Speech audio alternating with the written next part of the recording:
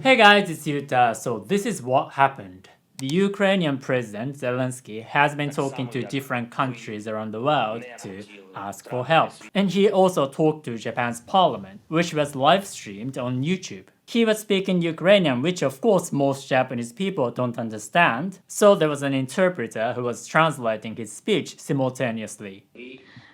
日本国民の皆様、本日は私 The interpreter was presumably Ukrainian, and some Japanese people in the chat criticized her. The video got comments like, "The interpreter's pronunciation doesn't sound Japanese. We need to interpret the interpreter, lol. The interpretation is so bad. Please change the interpreter." And when I saw these comments, my reaction was, ちょっと民度低く. To be fair, they were also making fun of a Japanese politician who spoke before Zelensky. You can stop now, Grandpa.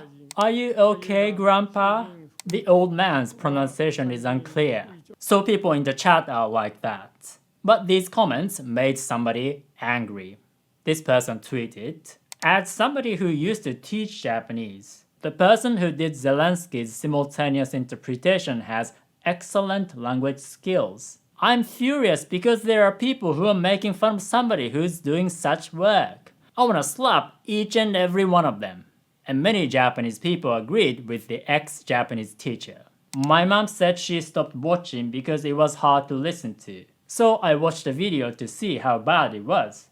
But I was surprised because the interpretation was wonderful. I thought she was a famous translator, but I was surprised again because she was just an embassy staff member.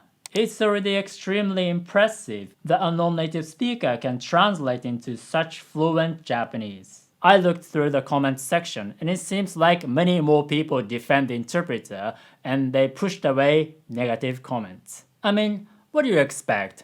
The Ukrainians are under attack and they're barely surviving. They had to find somebody quickly who can do something as complex as simultaneous interpretation. Of course, her Japanese isn't perfect, but not to the level where native speakers have huge trouble understanding the gist of what she was saying. They are doing their part to make an effort to communicate with us, so we should also do our part to make an effort to understand them. That's communication. I feel like some people are so entitled that they expect everything to be handed on a silver platter. But things are not like that in real life. And this should also apply to people who are learning Japanese. Your Japanese doesn't have to be perfect to communicate with Japanese people because I believe Japanese people also have to make an effort to understand you. Fortunately, the people who complained about the interpreter were in the minority, so you shouldn't be discouraged by this because I will teach you the kind of Japanese the real-life Japanese people today actually speak because textbooks and apps can be unnatural and outdated. So click the link and subscribe to my email group, Japanese with Yuta.